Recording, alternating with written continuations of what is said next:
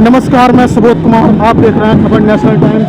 और आज जैसे कि 14 अप्रैल संविधान निर्माता बाबा साहेब की 131वीं जयंती के अवसर पर यहाँ पर जगह जगह तमाम झांकियाँ या जयंती निकाली जा रही हैं।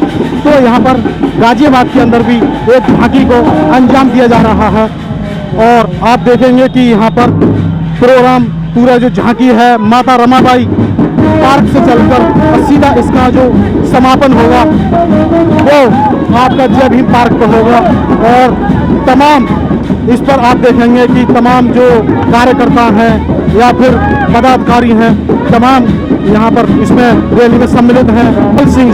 कमल सिंह जी, आज क्या कहेंगे कि इतनी भव्य तरीके से जो शोभा यात्रा निकाली जा रही है, तो आज के दिन आप क्या कहना चाहेंगे? देखिए सुबोध भाई, पहले तो मैं आपका धन्यवाद देता हूँ कि आपने बाबा साहब के 131वें जयंती पर लोगों को अपना के माध्यम से दिखाने की कोशिश की है।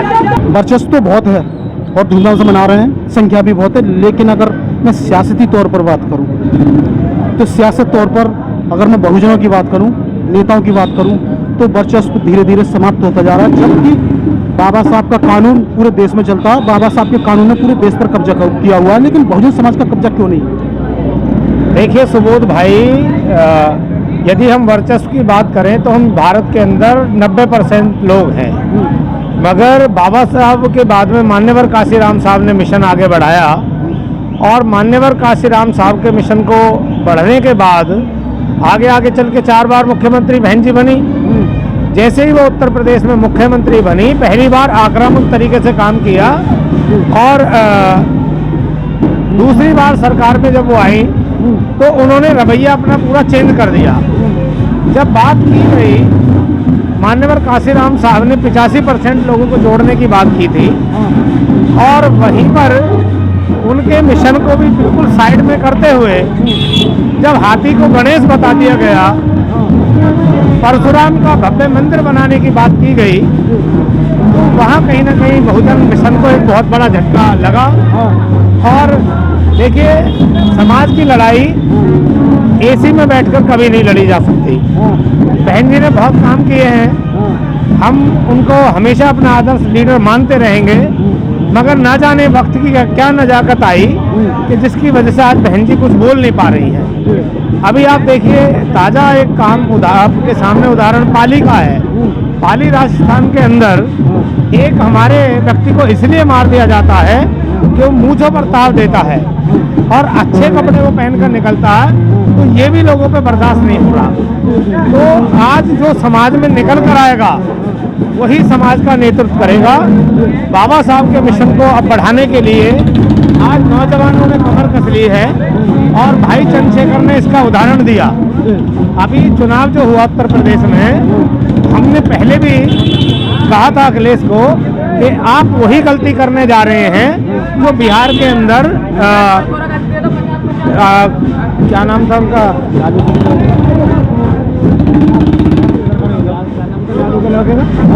लालू के लड़के का क्या नाम, लालू के लड़के का क्या नाम, तेजस्वी यादव। जिस तरीके से तेजस्वी यादव ने गलती की थी बिहार के अंदर, 4.75% मतलब 4575%, 4.5% वोट आजाद समाज पार्टी को वहाँ पर मिला और हजार वोटों के माध्यम से कमी से वहाँ प्रत्याशी हार गए। वही उत्तर प्रदेश में समाजवादी के साथ में हुआ। अखिलेश भैया को ये लग रहा था कि भाई अब पूरी सत्ता तेरे हाथ में है, उन्होंने भाई चंद्रशेखर को भी तरजीह नहीं दी और उसका परिणाम उनको भुगतना पड़ा। आज पाली राजस्थान के अंदर जब माननीय जयंत चौधरी वहाँ पर जाते हैं भाई चंद्रशेखर के साथ में, तो कहीं ना कहीं इस बात का संकेत है कि आने वाले समय में अखिलेश भैया को भी ये समझ आ जाएगा कि बहुजनों की राजनीति जब होगी जब रोड पर निकला जाएगा। हमारे संकट काट दिए, मान्यवर काशीराम साहब आए, उन्होंने सोती कौम को जगा दिया और मान्यवर काशीराम साहब के साथ बहन जी ने बहुत तेजी से काम किया, तो समाज को लीडरशिप मिली और आज पूर्ण रूप से शासन सत्ता बहुत जल्दी हम लोगों के हाथ में होगी और बहुत जल्दी बहुजनों के इस कष्ट को हम मिटाने का काम करेंगे और वर्चस्व कायम करने का काम करेंगे। मुझे एक चीज़ बताइए, जैसे कि आपने आजाद समाज पार्टी की बात करी, चंद्रशेखर की बात करी, लेकिन सुनने में आ रहा है आंतरिक सूत्रों की बात करें तो जैसे कि आपकी जो जिला अध्यक्ष हैं मुकेश गौतम जी, उन्होंने आज़ाद समाज पार्टी से इस्तीफा दे दिया, इस पर क्या कहेंगे? देखिए ऐसा है कि ये हर पार्टी में चलता रहता है। पार्टी जो होती है, संगठन जो होता है, एक ट्रेन की तरह होता है और प्लेटफार्म पे बहुत सारे लोग चढ़ते हैं, बहुत से लोग उतरते हैं। हमेशा मंजिल पर वही पहुंचता है जो आखिर तक गाड़ी में बैठा रहता है। उन्होंने ये भी कहा है कि आज़ाद समाज पार्टी में है वो मतलब दूर दूर तक कहीं सामाजिक लड़ाई लड़ने का कोई प्रावधान दिखाई नहीं दे रहा है, सिर्फ जय भीम बोलने से लड़ाई नहीं लड़ी जाएगी, उनका ये भी कहना है। तो इस पर क्या कहेंगे? मैं मुकेश भाई की बात का भी सम्मान करता हूं। ऐसा नहीं है कि जब आदमी को किसी तरीके को ठेस लगती है तो अनर्गल बातें करता है, इसमें कोई दो राय नहीं है। आप जो बात की जा रही है कि भाई दूर दूर तक लड़ाई नहीं है, अगर लड़ाई का मामला ना हो तो ताज़ा उदाहरण पाली है। पाली में जहाँ बड़े बड़े लीडर समाज की अगुवाई करने वाले लोग, उन्होंने अंगड़ाई तक नहीं ली और वहाँ पे भाई चंद्रशेखर पहुँच रहे हैं, तो इससे साफ पता लगता कि लड़ाई लड़ कौन रहा है। अब रही बात मुकेश गौतम की, तो ये तो चलता रहता है कि भाई लोग आते हैं जाते हैं, और ऐसा नहीं है कि भाई कोई चीज़ें रही हैं। वो चाहते हैं कि अनुशासन हो और पूरी तरीके से जो है एक पावर जिलाध्यक्ष को होनी चाहिए। मैं उनकी बात का समर्थन करते हुए, और वो दिन दूर नहीं है कि मुकेश गौतम फिर से हमारे साथ में होंगे। ये गुस्से नाराजगी चलती रहती है।